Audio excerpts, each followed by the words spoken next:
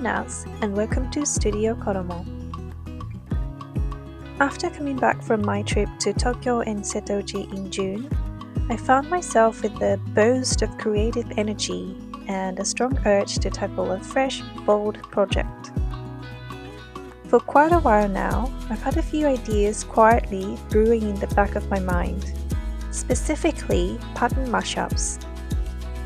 So today, I'm finally taking two of my favorite indie patterns and building the garments I've been picturing. So without further ado, let's just jump right in. The two patterns I'm working with are both by Rosery Apparel, and they are the Daisy Dress and the Clover Skirt. On their website, Janelle from Rosery Apparel describes the Daisy Dress as a stunning, button-up, V-neck midi dress with 3 sleeve options to choose from. I'm already quite familiar with this one. I've made the original dress version once before, and I've hacked it twice into standalone tops because I love the bodice silhouette so much. The second pattern is the Clover Skirt, which she describes as a dreamy 90s style skirt with a fully functional button up front and 2 length options to choose from. Technically, I've made the Clover twice. The first one was more like a twirl, which I ended up donating. The second was in a polyester fabric where I had to adjust the waist size. This time around, I'm aiming for the perfect fit. So, why match these two patterns together when I love them already? Well, for me, it's about taking the best elements of both. I love how the daisy bodice fits across my upper body, and I adore the sweeping airline silhouette of the Clover skirt. And as much as I love the daisy dress as is, I really wanted a version that hugs my waist nicely and then flares out gracefully from the hips down. At the same time, I was equally excited about the idea of the matching set. A daisy-inspired top paired with the Clover skirt in the exact same fabric. I want to make this set first for a very intentional reason. By doing the skirt first, it could work as a wearable twirl, which allows me to test the fit in real life and calculate the exact modifications I will need when attaching it to the dress bodice later. Now, I'm really bad at drawing pictures, but I attempted to sketch out my ideas, so let me show you what I'm aiming for. First, for the matching set, I want the top to be boxy rather than fitted, so I'm omitting the waist darts and widening the side seams. Instead of the dramatic puffy sleeves, I'm using a simple standard sleeve, which you can actually get for free through Rosery Apparel's How to Make the Perfect Dress video. For the skirt, I'm going for a mid-calf length. The fabric I ended up picking for this set is a high-density black cotton with a subtle sheen to it. As for the combined dress, I am planning to keep Daisy's original puffy sleeves and pair them with that fitted waistline. For this one, I chose a teal blue, slightly textured cotton from my stash. Now getting into cutting out the fabric for the Clover skirt. This time I measured myself carefully and decided to go with a size 8. My hip measurement actually puts me at a size 10, but because this pattern has plenty of ease around the hips, I used my waist measurement as my main guide. When I made my previous versions, I shortened the length by about 20 centimeters from the longer view of the original pattern. But for this version, I'm lengthening it back by 15 centimeters. The rest of the pattern pieces are cut strictly according to the original instructions. Once everything was cut out, I headed to the ironing board to interface the front facings. The first step of the actual construction is attaching the pockets, and I have a little hack I always like to use. When joining the front and back skirt panels, after attaching the pocket bags, I prefer to sew the pocket curves separately rather than trying to stitch the entire side seam and pocket in one continuous line. When sewing down the side seam, I stop right where the pocket opening starts. I then flip those side seam allowances out of the way towards the skirt so they won't get caught in the next line of stitching. From there, I stitch around the pocket pieces until reaching the bottom half of the side seam. Again, I flip the side seams out of the way, this time towards the pocket, and resume stitching the rest of the side seam down to the hem. Doing it this way allows the side seams to press open completely flat and lie nicely all the way down. If you stitch everything in one single stroke, the side seam allowances end up caught inside the pocket seam and you can't press them open where the pocket is. I hope that makes sense. To make the pockets even neater, I also stitched a section of the pocket bag's outer edge directly to the front side seam allowance on the inside of the garment to keep it firmly secured in place. Another adjustment I made during construction was finishing my seams individually. I overlocked every raw edge of the front, back, and side panels before stitching them together. This allowed me to press all my seams open flat rather than pressing them both to one side. If I were using a lightweight fabric, I might just finish them together, but since this cotton is on the thicker side, pressed open seams keep things much flatter and cleaner. Now, I also made a little mistake by accident. I overlocked the raw outer edge of the front facings. Normally, according to the instructions, you are supposed to fold that raw edge under and stitch it down. But since I'd already finished it with the overlocker, I decided to just leave it as a single layer. It meant I had to pay extra attention when attaching the waistband and finishing the bottom hem, but it turned out completely fine in the end. To keep everything super neat, I first understitched along the center front facing seam and the waistband line to help the edges roll inward smoothly. Then I top stitched down the center front with a 4 to 5 centimeter seam allowance. This secured the facing firmly in place and gave the front of the skirt a lovely decorative finish. When sewing the buttonholes, the buttonhole guide has you stitch the top buttonhole horizontally while the rest run vertically. Based on something I learned from Japanese sewing books, I made a slight adjustment to the top buttonhole's placement. You don't want its center point to sit directly on the vertical placement line. Instead, shift it slightly further away from the center front edge. That way, when waist tension naturally pulls the button to the outer end of the horizontal slit, everything settles right back into the true center front. Finally, for the hem, I wanted a wider hem allowance because I thought it would help the skirt sit and flare really nicely. The challenge with the flared, angled pattern though, is that the hem allowance has more width than the area of the skirt it's being folded up onto. My favorite trick for this kind of curved hem is to sew a gathering stitch near the raw edge first, then gently pull the threads to gather the allowance in before giving it a good press with the iron. You'll naturally still get some little gathered folds on the inside allowance, but from the outside it prevents any awkward puckering and leaves you with a totally smooth finish. Alternatively, if you want to avoid all those tiny bunches on the inside altogether, you can draft and sew a separate hem facing. Now moving on to the daisy pattern hack. First, to achieve that relaxed, boxy look, I completely skipped the waist darts on both the front and back bodice pieces.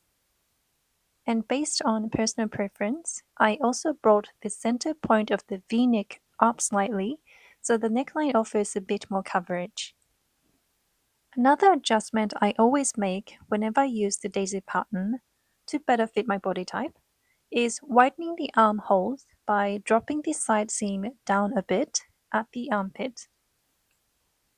To convert this pattern into a standalone top rather than an unfinished dress bodice, you need to widen the sides and extend the length. For the front bodice, I widened the original hem mark by 2 centimeters, then drew a new side seam line starting from the side dart point, connecting through that 2 centimeter mark, and extending down by 10 to 15 centimeters, depending on the length you prefer. For the back bodice, I drew that new extended side seam line straight down from the armpit point. And remember, whenever you modify the bodice pattern, whether it's the neckline or the total length, don't forget to update your front-facing pattern piece to match. For the sleeves on this top, I decided to go with a simple, standard set rather than the original puffy ones. For this, I used the free sleeve pattern, which you can grab from the link in How to Make the Perfect Dress video by Rosery Apparel. So thanks, Janelle. Now that the pattern hacks are ready, let's assemble the top. For the most part, you can follow the standard pattern instructions, but I have a few specific tricks I love to use. When sewing darts, I always start stitching from the raw edge, the wider end, and sew towards the point. And right as you approach the point, stitch a gentle curve so that the dart will hug your bust much more naturally.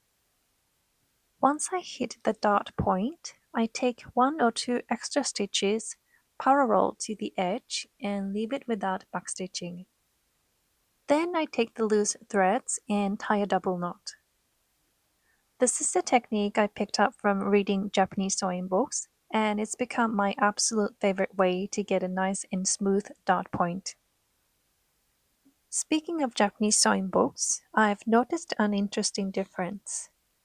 Japanese pattern books almost always instruct you to press bust dart seams upward, whereas most Western pattern instructions tell you to press them downward. I'm not entirely sure of the logic behind each preference or which is technically better for different garments, but for this project I stuck with Rosery Apparel's method and pressed them down. And here I'm getting to the point where I finish the center front. The original pattern instructions tell you to top stitch down the front. If I remember correctly, she uses about a 5mm or 1cm seam allowance. However, I decided to understitch mine first and then follow up with the decorative top stitch set at about 4 to 5 centimeters. This matches the exact top stitching detail I did on the Clover skirt, which brings the whole matching set together so nicely. And now I have a super lovely combo which I can't wait to share with you. So definitely stay tuned until the final reveal at the end of this video. The fit is absolutely spot on this time. It's so perfectly what I had in mind originally. Okay, here comes the real fun. Let's make the mashup dress. For the bodice, I kept the original daisy pattern, only making my usual tweaks to the V neckline height and widening the armholes. I also had to skip the pockets on this version, simply because I didn't have enough fabric left. The main challenge when combining these two patterns is that if you simply join the daisy bodice directly to the Clover skirt, you'll end up with about a 5 cm gap around your tummy area. The daisy bodice hem naturally ends right around your ribs, whereas the Clover skirt is designed to sit right at your natural waist. So to bridge the gap, you either need to extend the length of the bodice, lengthen the top of the skirt, or insert a waistband panel in between. On top of that, you have to remember that your ribs are usually wider than your natural waist. So if you simply bring the Clover skirt's waistline up without adjusting for that difference, your torso might not fit into that dress. I also imagined how perfect it would look if I could get the front bodice dart lines to align seamlessly with the panel seams of the Clover skirt. But honestly, trying to map that out was a bit too much of a pattern drafting challenge for me this time around. We can definitely get away with that though, right? Sometimes you just have to give yourself a break and focus on making a beautiful, wearable garment. To figure out the measurements, I compared the original daisy bodice pieces with my finished clover skirt at the waist. I calculated that there was a 4 centimeter gap to fill in the front and a 5 centimeter gap in the back. For the front, I added 1 centimeter each to the front and side front skirt panels along the vertical seam lines to make up the 4 centimeter total. For the back, I added 1 centimeter each to the side panels and 3 centimeters to the back panel, which meant expanding the original pattern piece by 1.5 centimeters along the center fold line. Now, I have a big confession to make. I was actually supposed to subtract 5 centimeters from the back skirt to make it fit, instead of adding. You'll get to see the full aftermath of this mistake later in this video. Mistakes aside, I decided to simply connect the two patterns directly without modifying the length of either piece or adding a waistband panel because I figured that ratio would actually work out really well for my body.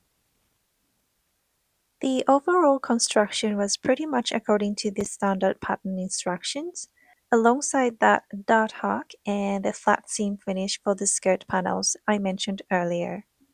However, one additional tweak I made was matching the front-facing width of both the daisy bodice and the clover skirt to connect them nicely. Well, here comes the disaster. Just as I was about to attach the bodice to the skirt, I realized the back skirt was way wider than the bodice. I couldn't, for the life of me, figure out why at the time, but I just had to face reality and deal with it. I briefly considered taking a couple of tucks on each side, but decided against it. I ended up unpicking the entire backside seams instead, because the whole point of this dress was to get that lovely waist-hugging silhouette with a smooth, flared skirt. Oh, and there was another mistake I made earlier that I forgot to mention. When I was cutting out the front and back skirt panels, I didn't realize part of the paper pattern was still folded under. That meant the bottom hem ended up being about 15 centimeters narrower than it was supposed to be. Thankfully, that one wasn't a total disaster. The skirt design was originally super full, so losing a few inches on the front and back didn't ruin the final look in the end. To finish it all off, I top stitched around the front and neckline with the 2mm seam allowance, and I was done. So here are the final pieces. I love the matching set so much. It's super versatile and can look chic, casual, or formal, depending on how you style it with shoes and bags. Plus, both pieces go so well with so many of my other me-made garments. And they're just so comfortable.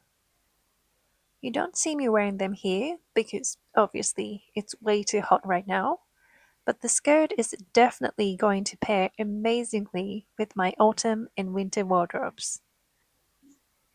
And the dress. It's so perfectly dreamy and came out exactly how I pictured it in my head. To be completely honest, this fabric might be a bit too thick for the current heat, and it's definitely the kind of material that shows obvious sweat marks. But once it cools down a bit, I am going to wear it so proudly. I'm already dreaming about making another version of this dress in a lighter, floatier fabric. So that was my journey of making mashup pieces using the daisy pattern and the clover pattern by Rosery Apparel. I hope you enjoyed, and I highly, highly recommend you try these patterns because they are just so lovely. If you're still here, you're very sweet. So thank you so much for spending your time with me, and bye for now.